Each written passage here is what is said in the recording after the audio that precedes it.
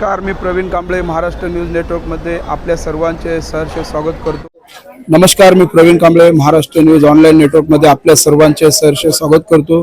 ज्या पद्धतीने गेल्या 14 वर्षापासून आपल्या घराची प्रतीक्षा करणारा हा काश्मीरा डोंगरी परिसर अद्यापपर्यंत घरांच्या पासून दूर असल्याचं या ठिकाणी निदर्शनास आल्यानंतर महाराष्ट्र राज्याचे परिवहन मंत्री प्रताप सरनाईक यांनी आज या ठिकाणी पाहणी दौरा करत बीएसयूपी योजनेच्या घराची सर्व या ठिकाणी जे आहे पाहणी केलेली आहे। या ठिकाणी श्रमजीवी संघटनेचे कार्यकर्ते या ठिकाणी येऊन आदिवासी समाजाचे जे लोक आहेत ते येऊन त्यांनी प्रताप सरनाईक यांना आग्रह केलेला आहे की साहेब आमचं घर लवकरात लवकर आम्हाला द्या, जेणेकरून येती दिवाळी जी आहे याच ठिकाणी आम्ही बनवू अशा पद्धतीने सांगितलेलं आहे। चला तर मग पाहूया या विषयावरील प्रताप सरनाईक यांची सजीव प्रतिक्रिया काय सांगत आहे ते पाहूया पुढील बातमीमध्ये। नमस्कार, जय महाराष्ट्र। इधर भी आने के बाद 750-800 रुपये ले गए। 3 साल बोले तो मैं थोड़ा अपन 500 रुपये तो मैं लेटर दे दो। आणि मी स्वतः या ठिकाणी आलो।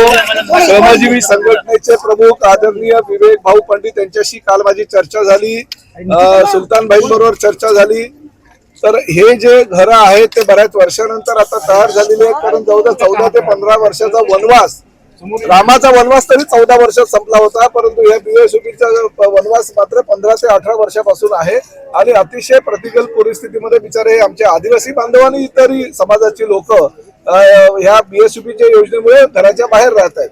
त्यामुळे या बीएसयूपीच्या योजनेमध्ये सर्वसामान्य गोरगरिबांना जे पात्र आहेत त्यांनाच घरं मिळावी अशी आमची भूमिका आहे। आणि मी स्वतः मुख्यमंत्री आणि उपमुख्यमंत्र्यांना पत्रही दिलंय की एकही काही आधी ज्या वितरित करण्यात आल्या होत्या या योजनांमधली घरं त्यामध्ये बोगस लाभार्थी घुसले होते। 30% जवळजवळ माझ्या माहितीनुसार बोगस लाभार्थी असं मला आमच्या लोकांनी सांगितलं। तर ह्या सगळ्या तयार झालेल्या इमारतींमध्ये खऱ्याखुऱ्या लाभार्थ्यांना मिळायला पाहिजे। आमच्या आदिवासी बांधवांना एकाच बिल्डिंग मध्ये घरं मिळाली पाहिजे।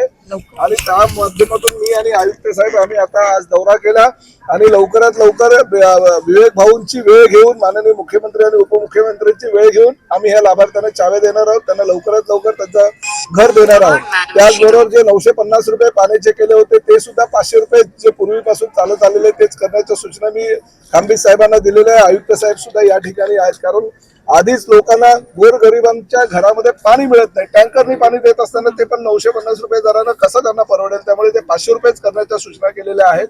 आणि बाकीची ही बीएसयूपीची योजना जी आहे ती शासन स्तरावर निर्णय लवकरात लवकर पुढील महिन्यामध्ये होईल, जेणेकरून सर्वसामान्य गोरगरीब सगळ्या लाभार्थ्यांना आम्ही या ठिकाणी घरं देण्याचे निर्णय हा घेतलेला है। सरनाईक साहब, इस बीयूएसपी योजना में बहुत सारे आजी माजी नगर सेवक और बड़े बड़े भाजपा के पदाधिकारियों ने एक घर पे 4-4 घर के, देखिए मैं किसी का नाम नहीं लेता हूँ, मगर ये हकीकत है कि इसके पहले जिन लोगों को लाभार्थी दिखाते हुए उन्होंने चाबियां प्रदान की थी उसमें से करीबन 30% लोग जो है वो बोगस लाभार्थी है। और उस तरह से कॉर्पोरेशन ने और पुलिस ने जो इंक्वायरी की थी उसमें भी कुछ चीजें जो है वो आई है, वो रिपोर्ट जो है राज्य शासन के पास भेजा है। और मैंने राज्य शासन के प्रमुख के तौर पे मुख्यमंत्री श्री देवेंद्र फडणवीस, उप मुख्यमंत्री श्री एकनाथ शिंदे साहब को निवेदन दिया कि ओरिजिनल एक भी लाभार्थी अगर झूठा होगा तो चलेगा नहीं। ओरिजिनल लाभार्थी है, सभी लोगों को यहाँ पे घर मिलना चाहिए, क्योंकि राम जी का वनवास 14 साल में खत्म हो गया, मगर बेचारे ये बीएसयूपी में योजना में घर लेने वाले लोगों का वनवास 15 से 18 साल हो गया, उनको अभी तक खत्म नहीं हो गया। तो अगले महीने में उनका वनवास खत्म हो जाएगा, उनको घर की चाबियां मिलेगी। ओसी ऑक्यूपेशन सर्टिफिकेट जो है वो ऑक्यूपेशन सर्टिफिकेट तुरंत अभी देने के लिए शिंदे साहब कुछ ऑक्यूपेशन सर्टिफिकेट देने के लिए कहा है, ताकि उनको बाकी की सुविधाएं मिल जाएगी। मगर ये धोरण निश्चित है, एक भी बोगस लाभार्थी को अभी ये नए घर में घर नहीं मिलेगा, क्योंकि प्रताप सरनाईक का सामना करना पड़ेगा प्रशासन को। ऐसा नहीं होता है, पिछले टाइम पे दिया था ठीक है, क्योंकि मैंने बहुत सारे पत्र व्यवहार करने के बावजूद भी बेचारे गरीब लोगों को न्याय नहीं मिला, क्योंकि सत्ताधारी थे। आज सत्ताधारी कोई भी नहीं है, क्योंकि प्रशासक हमारे कमिश्नर साहब है, तो इन सभी लोगों को जगह मिलेगी और जरूर मिलेगी। और दूसरी ये बात है, हमने विवेक पंडित जो श्रमजीवी संगठन के अध्यक्ष है, मैंने कल खुद उनसे बात की है। मैं उनका वक्त लेके उनको भी यहाँ पे लेके आने वाला हूँ, क्योंकि इस बीएसपी की योजनाओं में हमारे आदिवासी बांधवों को घर देने के लिए उनका बहुत बड़ा योगदान है। उनके जो यहाँ के नेता है सुल्तान पटेल, उनसे भी मैंने बात की, तो आदिवासियों को पहले घर दिया जाएगा और सब जो बीएसपी के लोग हैं उनको लॉटरी सिस्टम लेके घर दिया जाएगा। सर ये बताइए, अब तक जैसे अभी आपने कहा कि पहले भी कई बार घोटाले हो चुके हैं, अभी आपने कहा कि अब नहीं होगा, तो ये अब कैसे बिल्कुल नहीं होगा, क्योंकि जो लाभार्थियों की यादी है वो डिक्लेयर करने को बोली। पहले लाभार्थी की यादी एक 4 दीवारों के बीच में रहती थी और वो जो एक को बुला बुला के चाबियां प्रदान की जाती थी। अभी जो लाभार्थी की यादी है, आदिवासियों की जो हमारी भाई बहनों की यादी है, वो तो सुल्तान पटेल जी ने हमारे खाबिद साहब को दी है।